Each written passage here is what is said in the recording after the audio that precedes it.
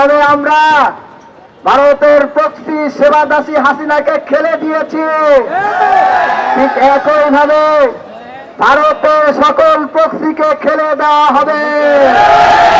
ভারতকে কোনো অবস্থাতে আমরা আমাদের দেশে থেকে এবং আমাদের দেশের বিরুদ্ধে, জনগণের বিরুদ্ধে অস্ত্র উঠিয়ে হত্যা করে আমাদের স্বাধীনতাকামী জনগণকে স্তব্ধ করতে দেওয়া হবে না।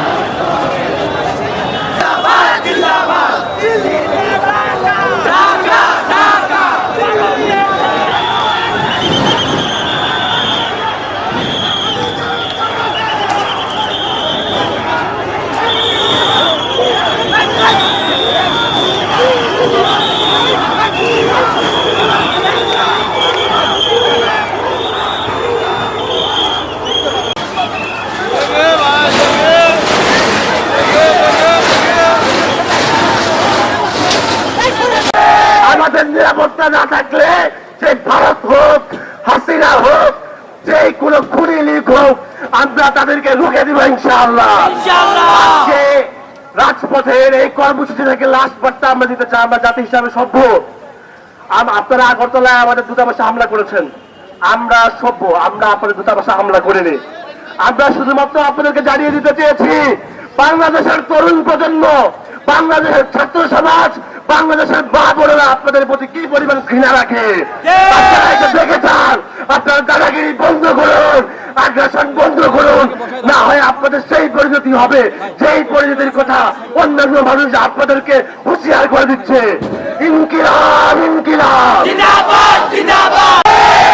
ভারত 54 বছর আমাদের শোষণ করছে, এখন আমাদের পালা। আমাদের শত্রু ভারতের, আমাদের প্রতিবেশী বাংলা, পশ্চিমবঙ্গ, আসাম, ত্রিপুরা নয়, এরা আমাদের স্বাধীনতা সাহায্য করেছে।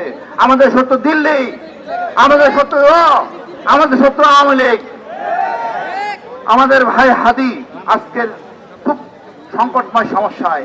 এই জন্য দায়ীকে আমাদের আওয়ামী লীগ, ভারত। এই ভারতকে আমরা শিক্ষা দিব, ভারতের সীমান্ত পরিবর্তন করে দিব, আপনাদের ভৌগোলিক অবস্থান থাকবে না। আমরা ন্যায্যতা ভিত্তি চাই। আমি সিরাজউদ্দৌলার বাংলা চাই। আমরা ওইভাবে বসবাস করবো, গর্বের সহিত বসবাস করব। আমরা অন্যের পিছনে লাগবো না, কারো ক্ষতিও করবো না, সমমর্যাদায় বসবাস করব। চোখে চোখ রেখে কথা বলবো। আমাদেরকে যে 54 বছর যে যুদ্ধের ভয় দেখাইছেন, আমরা সেটা ভয় পাই না। আমরা সাহসী জাতি, আমরা কখনো পরদিন ছিলাম না। পাকিস্তানে আমরা পরদিন ছিলাম না, আমাদের শিখাইছেন আমরা পরদিন ছিলাম। আমরা সবসময় স্বাধীন ছিলাম। আমাদের শরীর যন্ত্র ছিনিয়ে নিয়েছেন। ইনশাআল্লাহ আমাদের 5ই আগস্ট আছে। 5ই আগস্ট আমাকে চিনিয়েছে। ভারত আমাদের একমাত্র শত্রু। এটাই আমার দেশ প্রেম, এটাই আমার ভালোবাসা। আমি আমার বাচ্চাকে শিখাবো, আপনারাও শিখাবেন। মাদ্রাসা শিক্ষকরা শিখাবেন ছাত্রদের ভারতই আমাদের একমাত্র শত্রু, আমৃত্য শত্রু। আমরা প্রতিশোধ নিব প্রতিটা রক্তের বদলার ইনশাআল্লাহ। বাংলাদেশ দীর্ঘজীবী হোক, বাংলাদেশ জিন্দাবাদ। বাবরের পথ ধরে, বাবরের পথ ধরে, বাবরের পথ ধরে। প্রিয় সহযোদ্ধারা, আমার বক্তব্য স্লোগানের মাধ্যমে শেষ হবে, সমস্যা নাই। ভারতের রাজধানী দুইটা, কয়টা? একটা হচ্ছে দিল্লিতে আর আরেকটা হচ্ছে আমাদের কারওয়ান বাজারে। ভারতের রাজধানী কয়টা? একটা কোথায়, আরেকটা কোথায়? Delhi back media, India back media, Delhi back media, India back media, India back media, India back media, Delhi back media, Delhi back media, Delhi back media, India back media. ভারতের পক্ষীরা, ভারতের পক্ষীরা।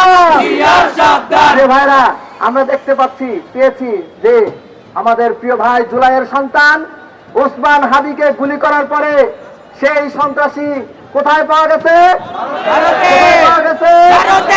এর মানে কি এই গুলি কে চালিয়েছে? এই গুলি কে চালিয়েছে? ও হাদির গায়ে গুলি কেন? ভারত তুই জবাব দে। হাদির গায়ে গুলি কেন? হাদির গায়ে গুলি কেন? তুই জবাব দে। হাদির গায়ে গুলি কেন? তুই জবাব দে। হাদির গায়ে গুলি কেন? তুই জবাব দে। হাদির গায়ে গুলি কেন? তুই জবাব দে। হাদির গায়ে গুলি কেন? তুই জবাব দে।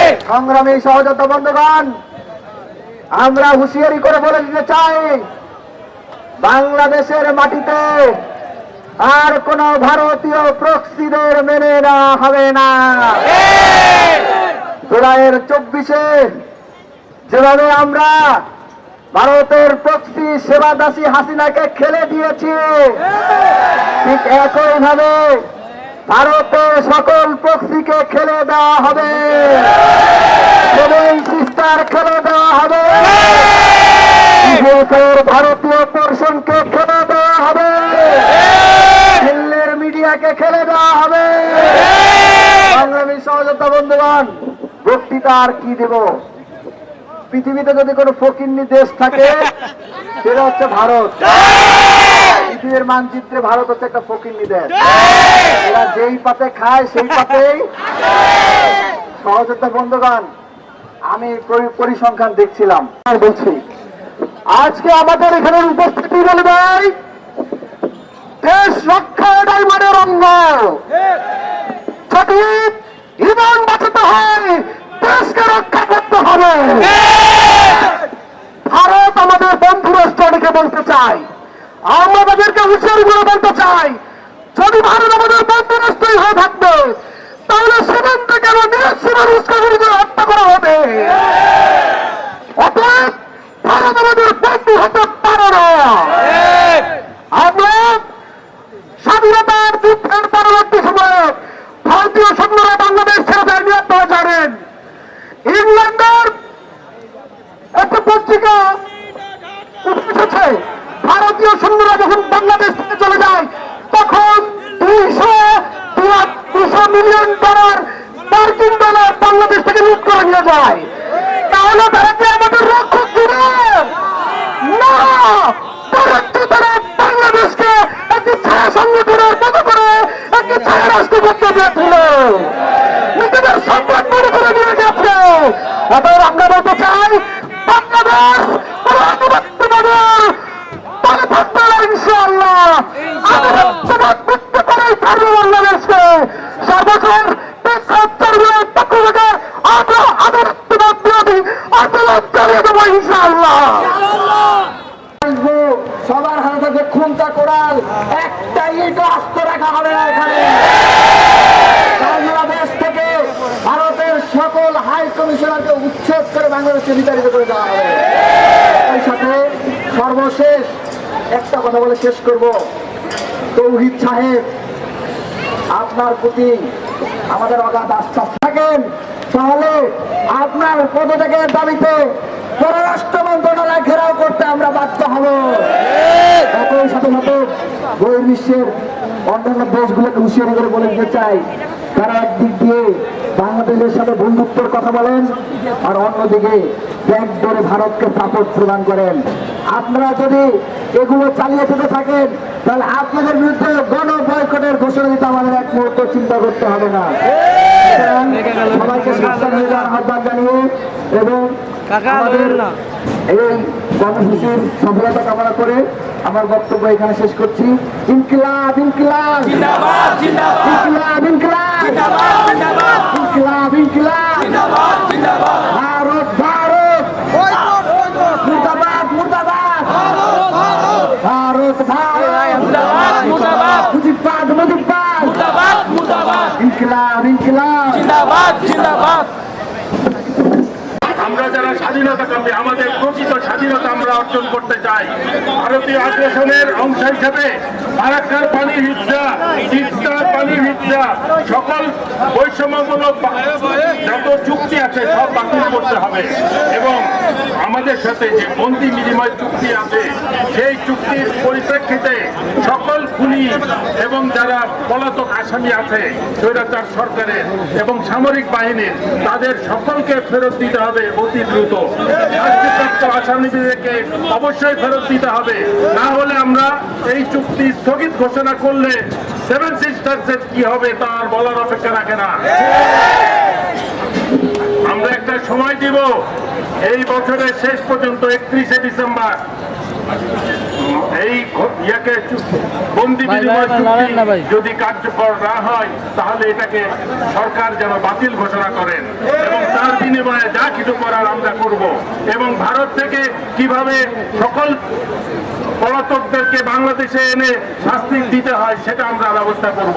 ভারতকে কোনো অবস্থাতেই আমরা আমাদের দেশে থেকে এবং আমাদের দেশের বিরুদ্ধে, জনগণের বিরুদ্ধে অস্ত্র উঠিয়ে হত্যা করে আমাদের স্বাধীনতাকামী জনগণকে স্তব্ধ করতে দেওয়া হবে না। সবাইকে আজকে উপস্থিত থাকার জন্য অত্যন্ত ধন্যবাদ এবং এই আমাদের আগ্রাসন বিরোধী অভিযান জারি থাকবে এবং ভবিষ্যতে আমরা এটাকে আরো বেগবান করবো ইনশাল্লাহ। ধন্যবাদ।